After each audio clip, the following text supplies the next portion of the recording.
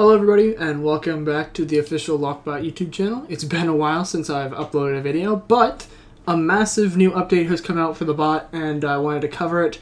So version 4 has just released, and as you can tell by the new channel art, the bot it's looking fresh. It's a bit different here. Look at that. I believe these amazing designs were designed by none other than Sukul, or Power of Soon, as he's called in the Discord server.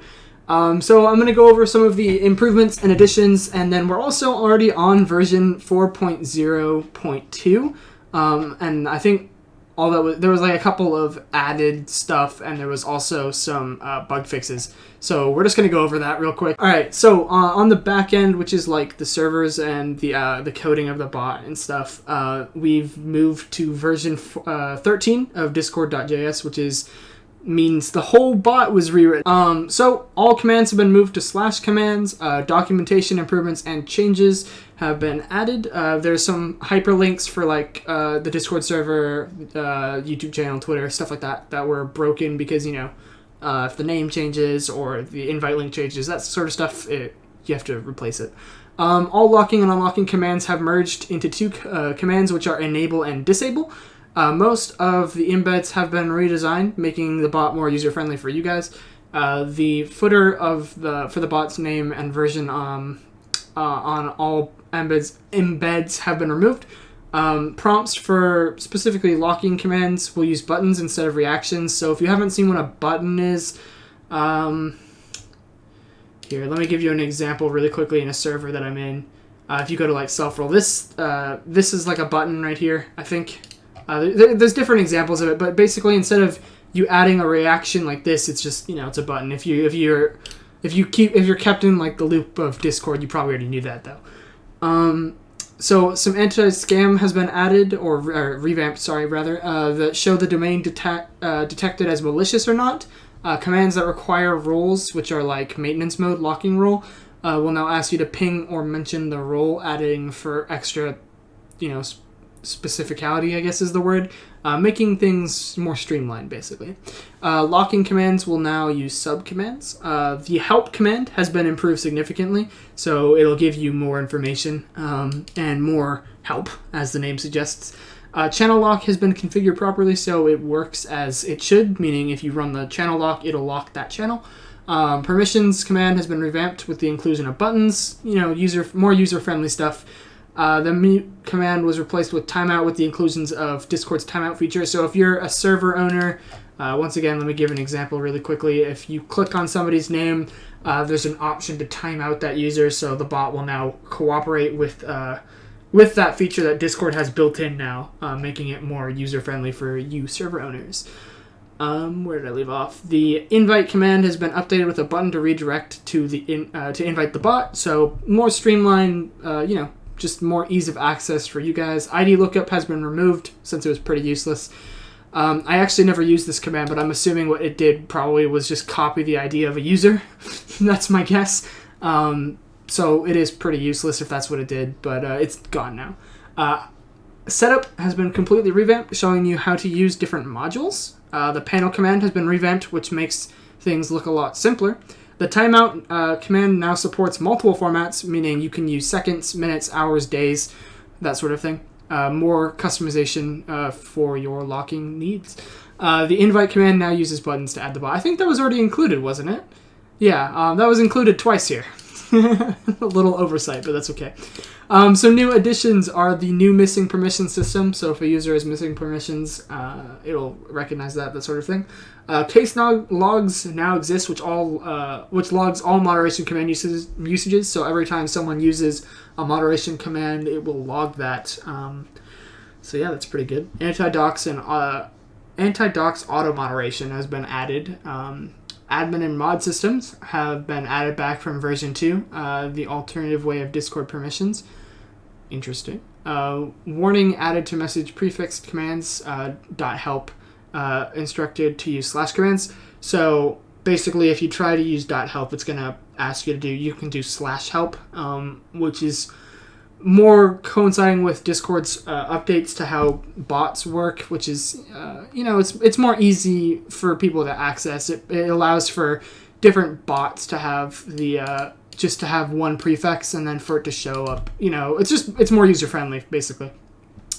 There's a warn command now, which has some customization options as well. There's an unban command, so if you ban someone, you can use a command through LockBot to unban them.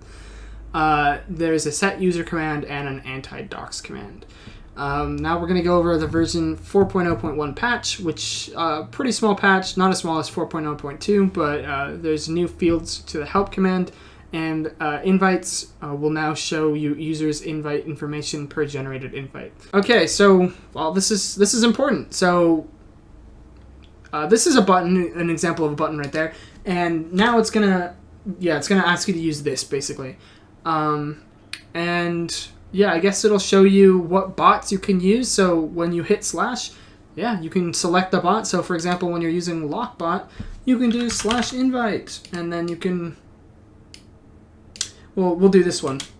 We're going to search /invites. User Waffles has one active invite, and it shows you the invite code, and then it shows you when it was generated, how many people have used it, into what channel it was going to, and when it will expire. That was a long time ago.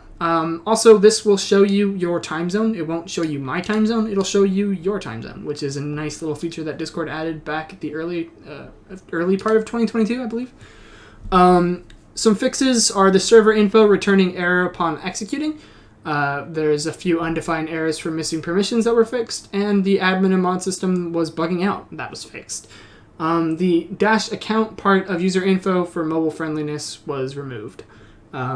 Easier access for people who are on the go or only have mobile devices for Discord. Version 4.0.2 patch. This came out 4 days ago. Creating fix preventing K-lock and B-lock, which are the kick lock and ban lock, from working for some servers.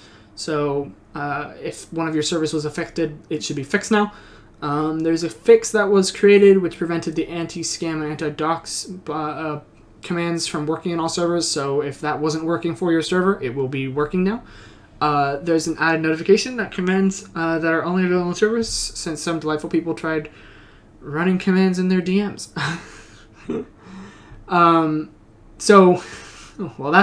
That's a bit of a noob moment, but so if you run a command, it's going to instruct you that it can only be run in a server. Some context: right now I'm setting up the log channel so that way I can execute some other commands. Okay, so something to note here, it's not showing an emoji. Instead, it's just showing you what the emoji should look like. I think that's just a simple mistake on behalf of the developers, but we'll get that fixed if it can be fixed.